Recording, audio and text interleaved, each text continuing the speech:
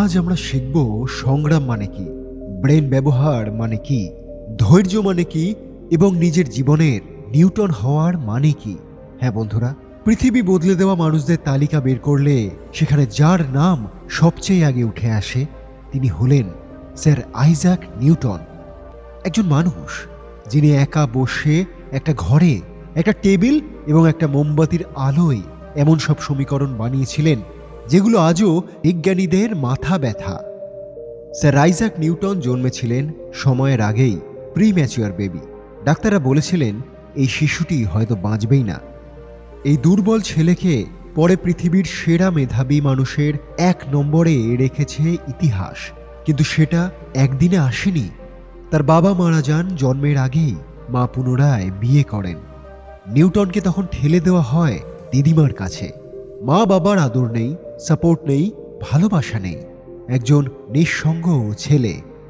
Newton স্কুলে সে শান্ত ছিল, একা নিজের জগতে ডুবে থাকা মানুষের মতো। বন্ধু নেই, সহপাঠীরা তাকে নিয়ে হাসাহাসি করত। একদিন একটা ছেলে তার সাথে খুব বাজে ব্যবহার করলো।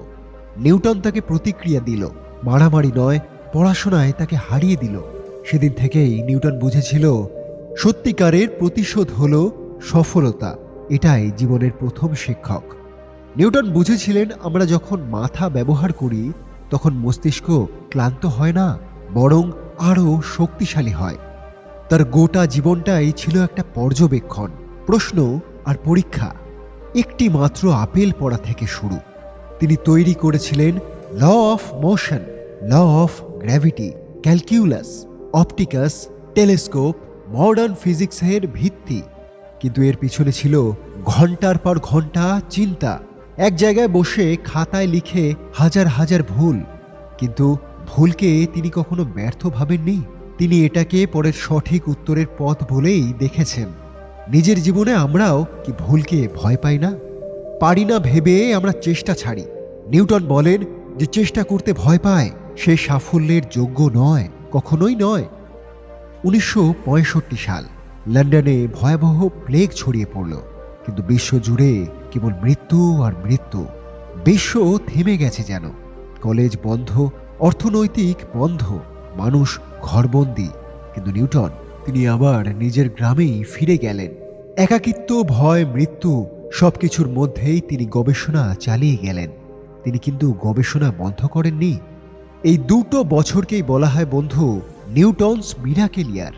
এই 2 বছরেই তিনি করলেন ক্যালকিউলাস আবিষ্কার, অপটিক্সের চূড়ান্ত গবেষণা, আলোর রং এবং প্রিজম তত্ত্ব, এবং সকলের অবিশ্বাস্য সেই মাধ্যাকর্ষণ শক্তির সূত্র। পৃথিবীর ইতিহাস বদলানোর সব কাজটাই তিনি করেছিলেন পৃথিবীর খারাপ সময়। এই শিক্ষা আমাদের জন্য সবথেকে বেশি গুরুত্বপূর্ণ বন্ধু। যে সময় খারাপ সেই সময় মানুষকে মহৎ হতে শেখায়। খারাপ সময় আমাদের ব্রেন সবচেয়ে বেশি কাজ করতে শুরু করে। চ্যালেঞ্জই আমাদের শক্তি বন্ধু। গাছ থেকে আপেল পড়ল, সবাই দেখলো, কেউ মনোযোগ দিল না। কিন্তু নিউটন তিনি জিজ্ঞাসা করলেন আপেলটা কেন পড়লো, কেন ও উপরে গেল না?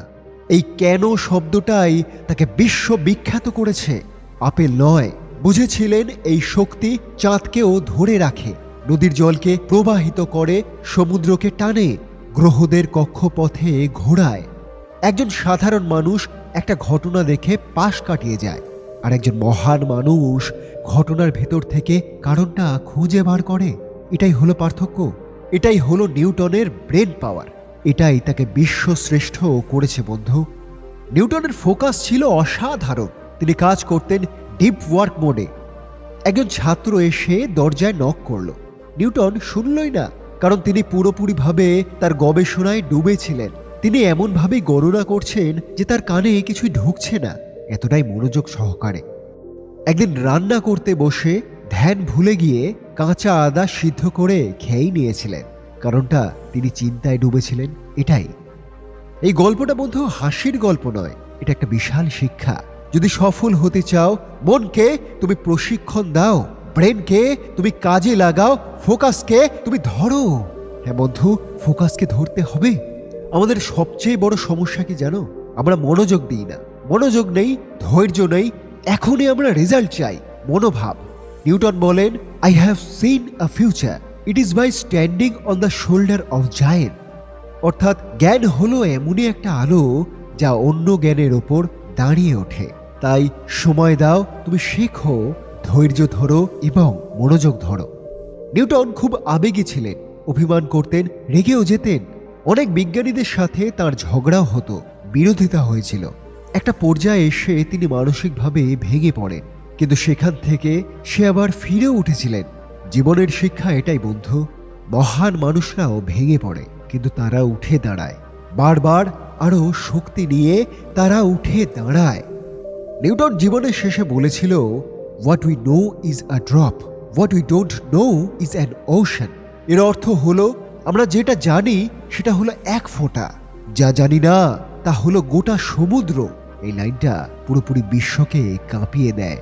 এটা আমাদেরকে শেখায়, জীবনে কখনো অহংকার করো না, শিখতে থাকো, ব্রেন চালাও, নিজেকে নতুন করে তুমি তৈরি করো বন্ধু।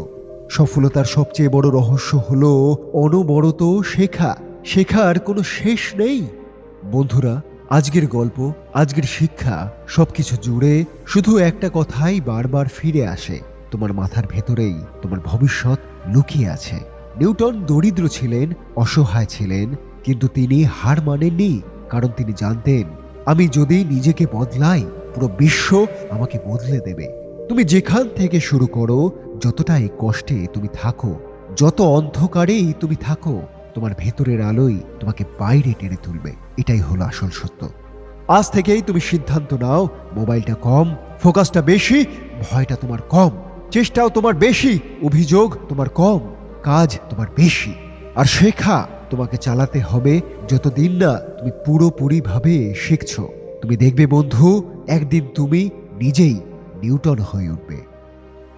বন্ধুরা, যদি আজকের এই নিউটনের জীবন থেকে নেওয়া অনুপ্রেরণা আপনাকে একটু ভাবায়, মনে আপনাকে শক্তি দেয়, চোখে স্বপ্ন জাগায়, তাহলে লাইক করুন, শেয়ার করুন আর সাবস্ক্রাইব করুন আমাদের চ্যানেল দ্য ট্রাস্টওয়ার্দি হার্টে।